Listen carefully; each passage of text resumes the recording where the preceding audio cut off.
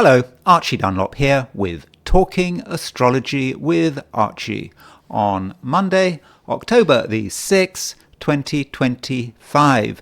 I'm afraid this video is late up and it's going to be very short, and I'm not going to be able to do any forecasts for the 12 signs. Things just didn't work out today. A number of things didn't work out today. So it's a bad day, or rather today, Sunday, is a bad day because I'm making this recording on October the 5th, and it is sort of done a day early. But yeah, it just didn't work out, and I don't know why that was. I mean, I did become aware that today was the 8th anniversary of my mother's death. And, 8th anniversaries can be important because after 8 years, Venus returns to the place it was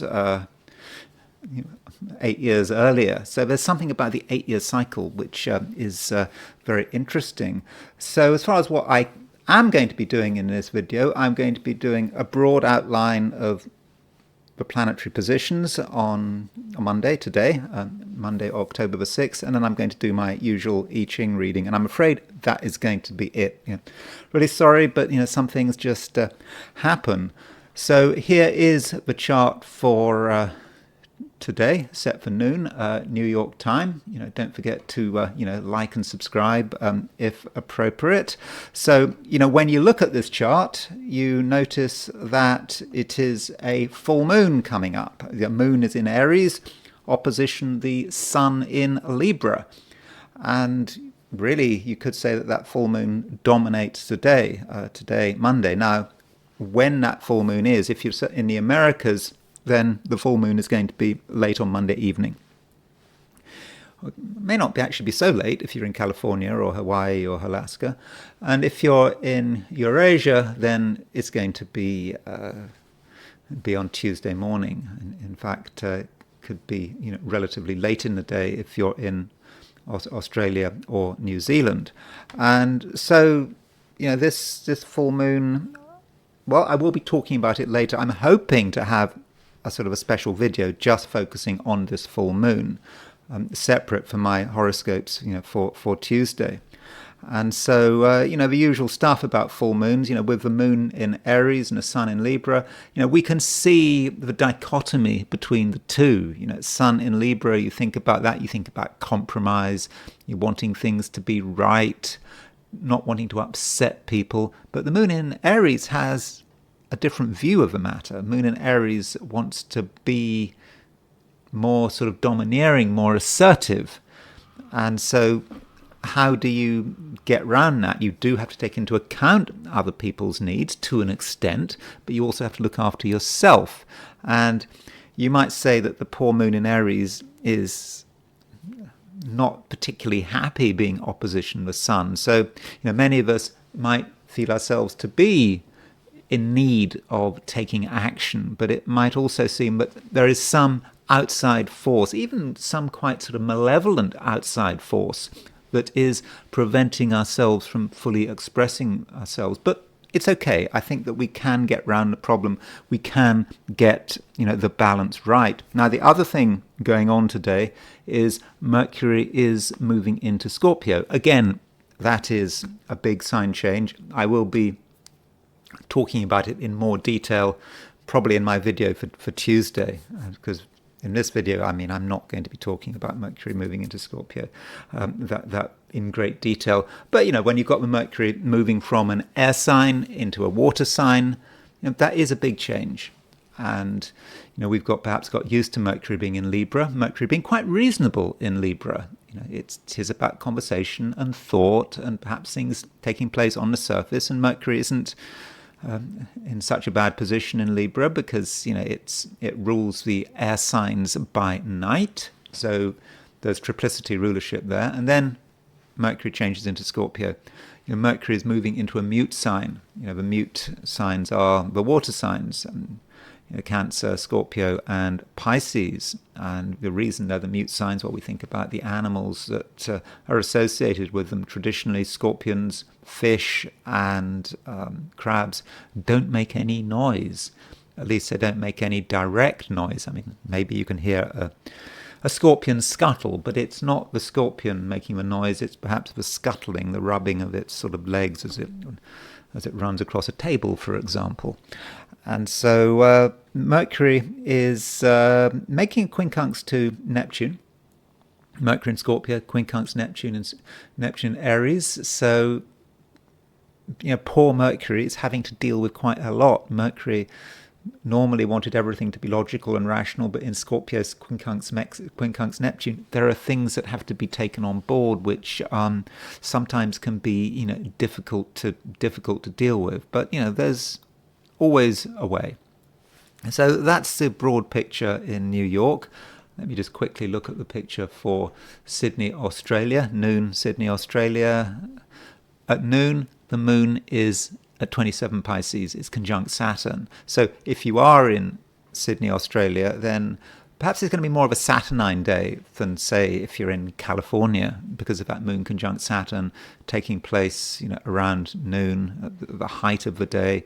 And so things might be a bit slow because the moon is not in Aries yet, but don't worry. As the afternoon progresses, the moon will slip into Aries, and there will be changes. And then the heliocentric view, putting the sun at the center of the solar system, and Mars is slowly moving towards an opposition of Uranus. And over the next few days, there could be increased agitation. We want something to happen. It feels that something should happen. Though, Mars opposition Uranus can be quite a violent aspect. It can stir things up, and people might feel they have to do something. They have to express themselves. And it can also be about just events happening, accidents happening. So, watch how you go. We all need to watch how we go. And, of course, we know that the world we're living in is particularly unstable at the moment, and that might be reflected by this aspect between Mars and Uranus. So finally, I want to turn to the I Ching. So I asked the question, what is Monday going to be like for those watching the I Ching section of this video? And the first hexagram I got was hexagram number 48, which is the well. Now, the well seems pretty harmless. It just represents something quite passive. It's about water. We need water. It just has to be there. It has to be there, all the time. Without water, we die of thirst. And every community needs a well, or at least a water source. And that's always been the case since the beginning of human existence almost. Without water, nothing happens. And we should see the well as perhaps being our sustenance, how we sustain ourselves and what we do to make the most of what we have. And we need to focus on perhaps what we're good at, what we're always good at, what we've always been good at, and really focus on this and nurture it. At least that's what we should be doing, ideally. But bottom line moves and the third line moves. And the bottom line moving is talking about waste. There is a lot of wasted talent here. And it's perhaps about mud at the bottom of a well. Perhaps the well has not been properly looked after. Perhaps it's all going to rack and ruin. And so, as far as we're concerned, it may occur to us that we've been wasting our time, that we've just been going round and round in a spiral of emotion, perhaps worrying about things, but not actually doing anything. And so we've been feeling quite stuck.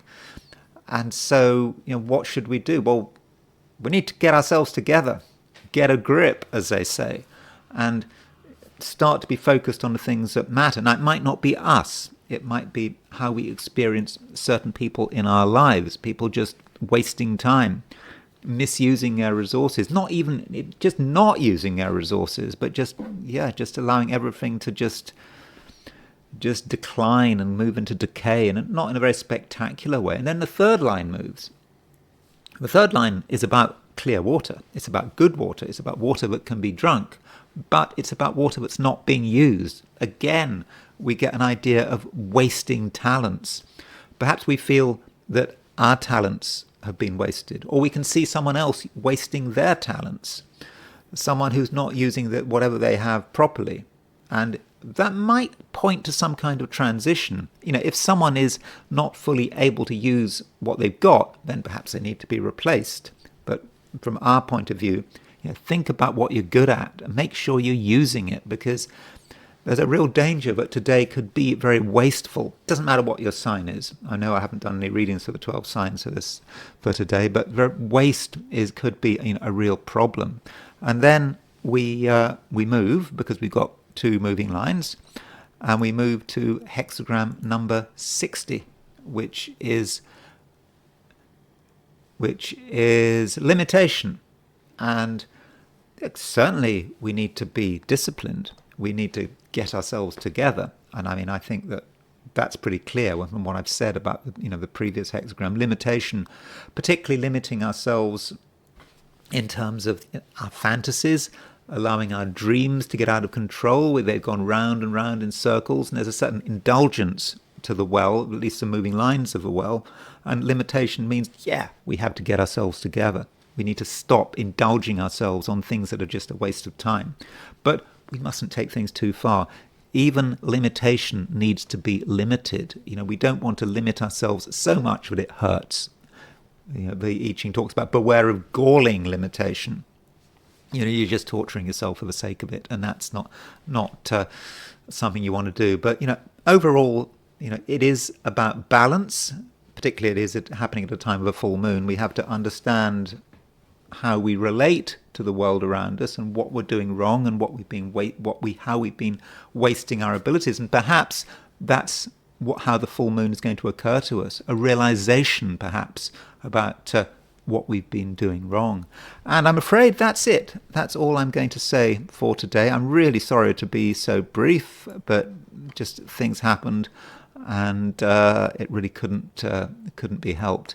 Anyway, thank you for watching, and I hope you did enjoy this brief video. If you are not subscribed, I'd be very grateful to have you as a subscriber. So, as a subscriber, if you like this video, feel free to indeed like it. And if you want to buy me a coffee, there's a link in the description, and I will talk to you again at greater length tomorrow.